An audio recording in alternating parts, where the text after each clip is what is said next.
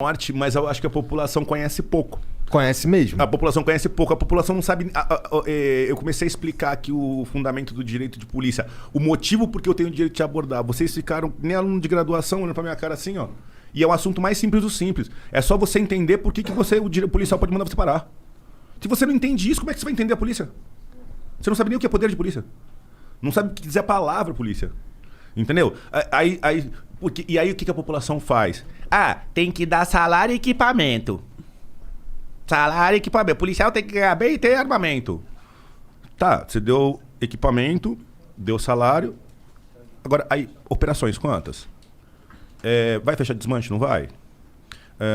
Vai continuar batendo na biqueira ou vai achar que é enxugar gelo? Qual vai ser a política com as biqueiras?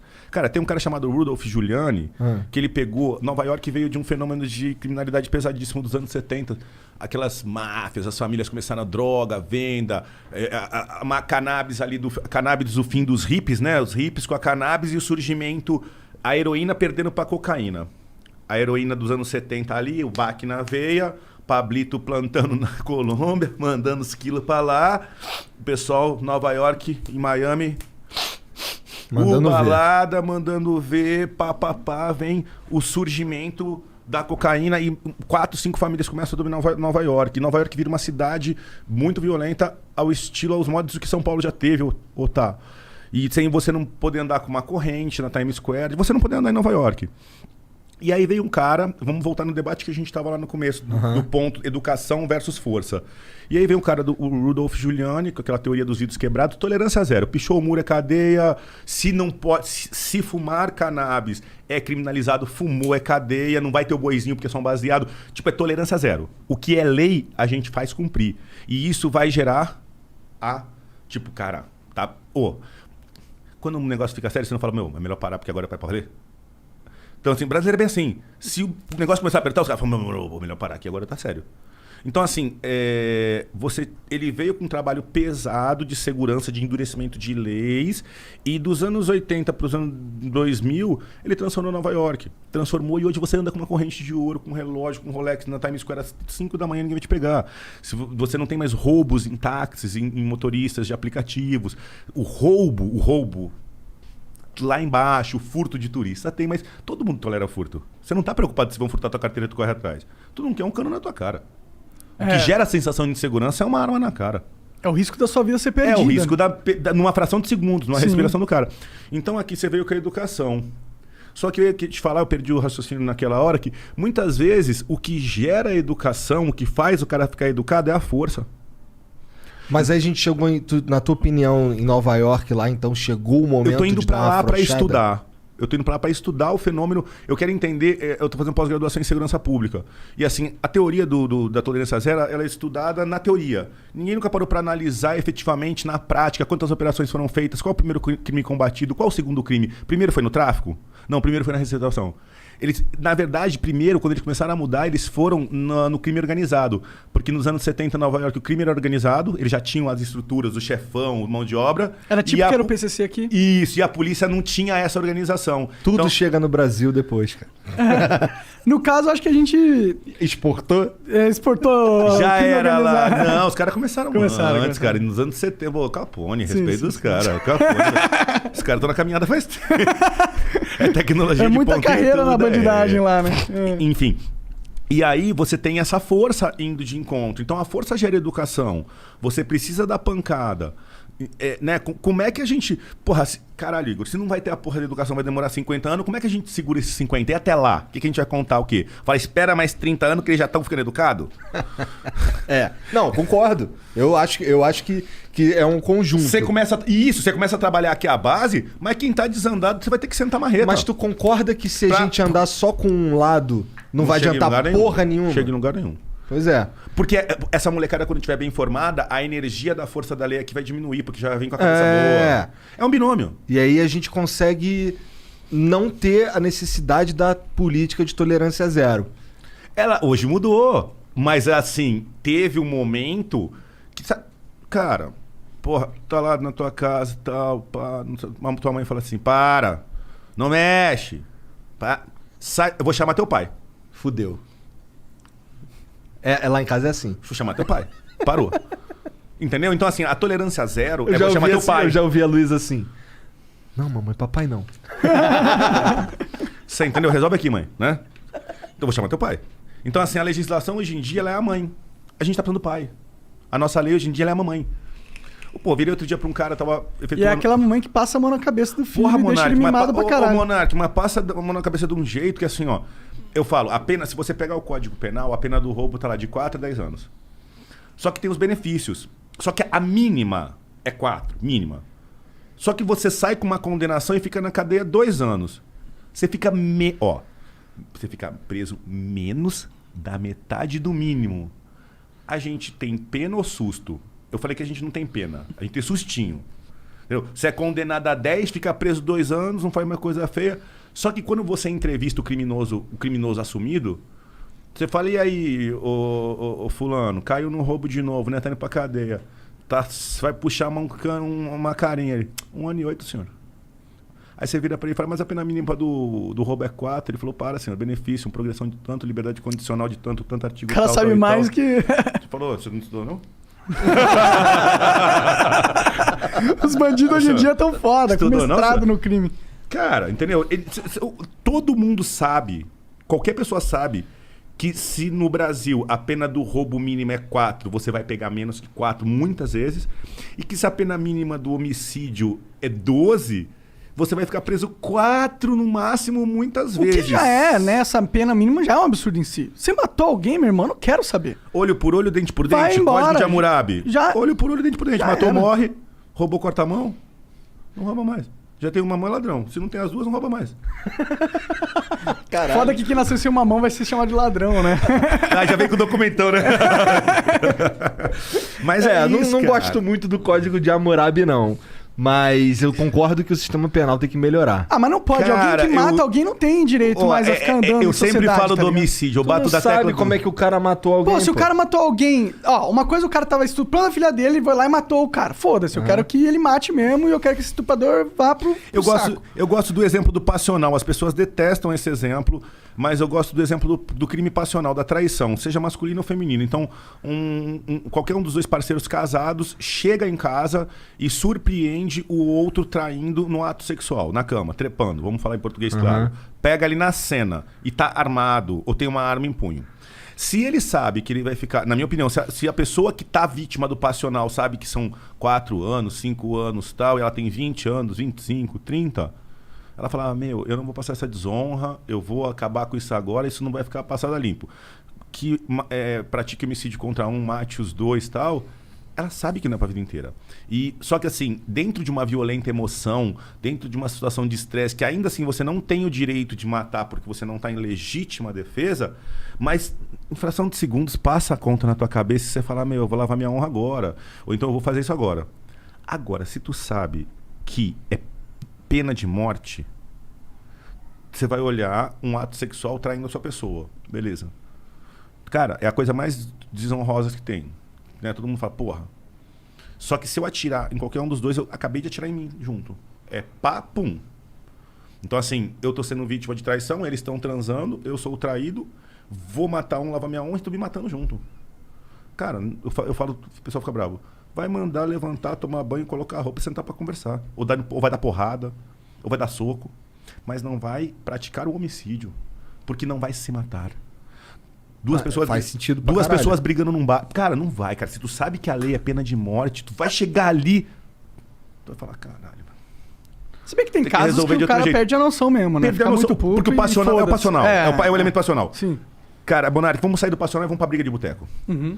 2 parceiros, os caras saíram da obra, tal, tomou aquela pinga, socou a corote, discutiu por causa do Corinthians e do Palmeiras às 3 da manhã.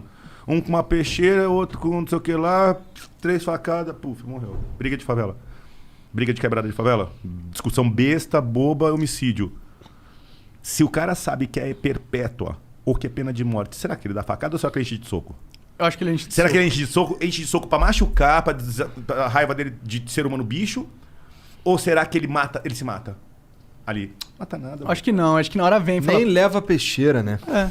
Mas aí ele vai matar alguém, sabe que no Brasil 95% dos casos assassinados são solucionados. Por isso que eu dou porrada e vou bater muito na porra da pena do homicídio. Porque assim, legalização de porte de arma, tem uma série de coisas de segurança pública que giram em torno dessa pena. Porque é o crime mãe, o maior bem jurídico que o ser humano tem é a vida.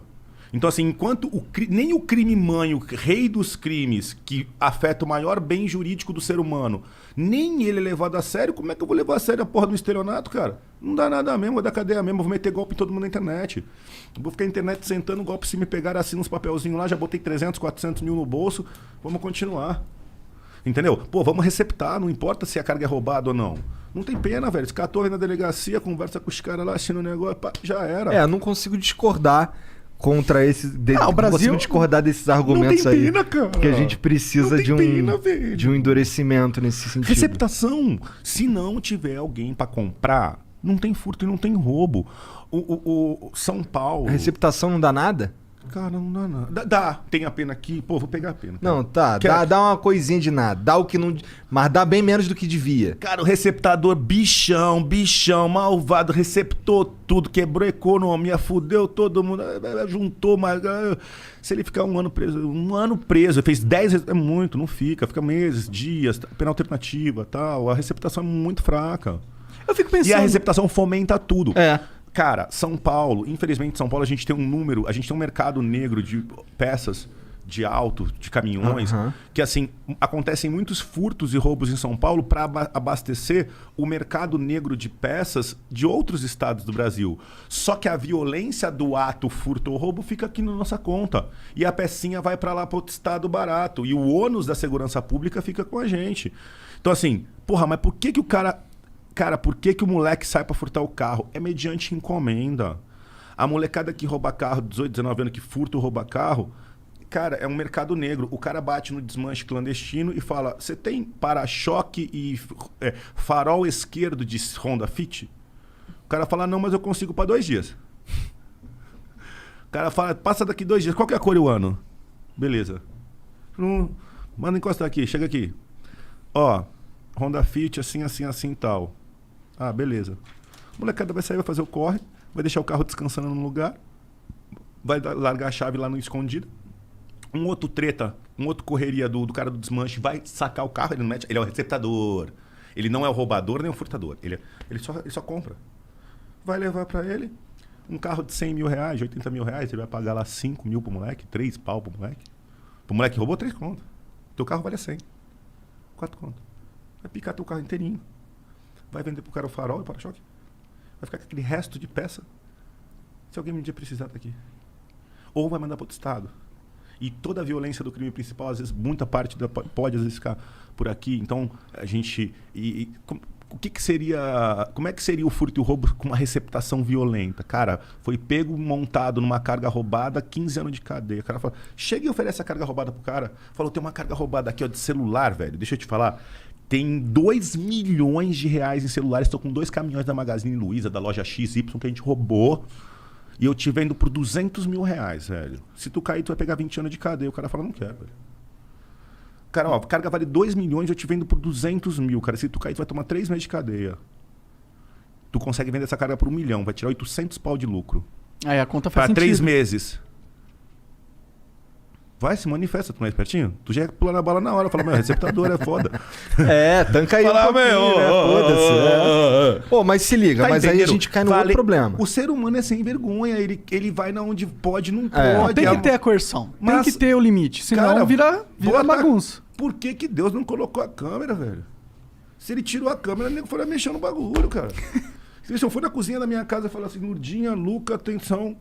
Não quero que mexa no pudim do papai e no doce de leite. Mas não é meio bizarro? Eu fico pensando uma coisa assim, a gente tem esses problemas que você tá falando aí, que a lei ela não é muito rígida, para casos... É muito pouco. É muito pouco. Tipo, o assassinato ser 12 anos no mar é um absurdo pra mim, tinha que ficar.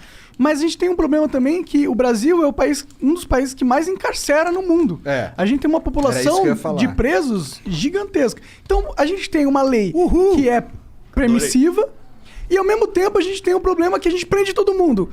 Como que a gente pode ter os dois problemas ao mesmo tempo? Primeiro vamos entender por que a gente prende todo mundo. Que aí já para de prender um montão. Cara, tá semi-certo. A resposta tá uns 20% correta. Porque... Quer um chocolate? Não, obrigado. Não, quer fuder ele, né?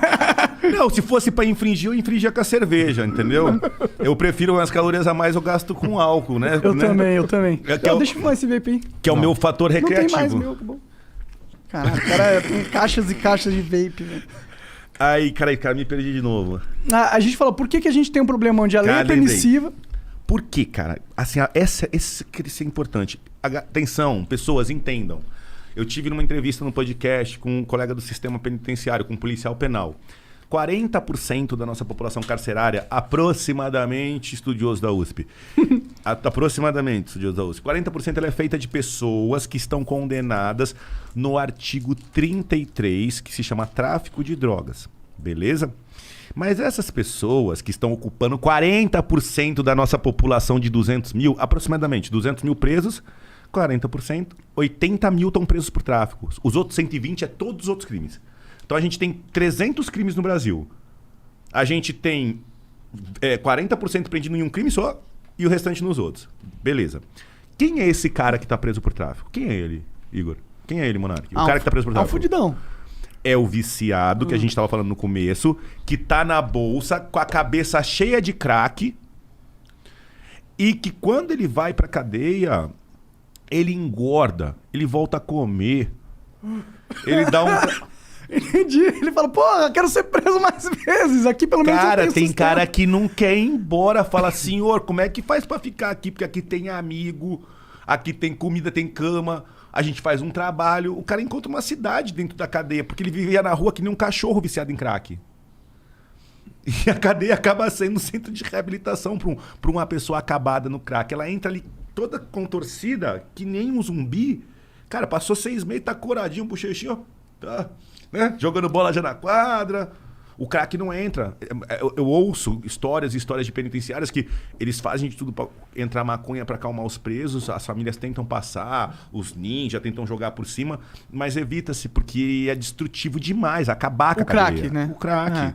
Então a maconha até, você diria que é inteligente pros policiais penitenciários deixarem que tenha um consumo de maconha? Eles não deixam de jeito nenhum, porque é cadeia. O policial deixar, se ele deixar, se ele vê... É o que eu te falei, assim, pô, eu sei que você é usuário, beleza. E assim, eu entendo o usuário, assim, saúde pública... Problema de saúde pública é quem é usuário de uma droga ilícita e não tem autocontrole.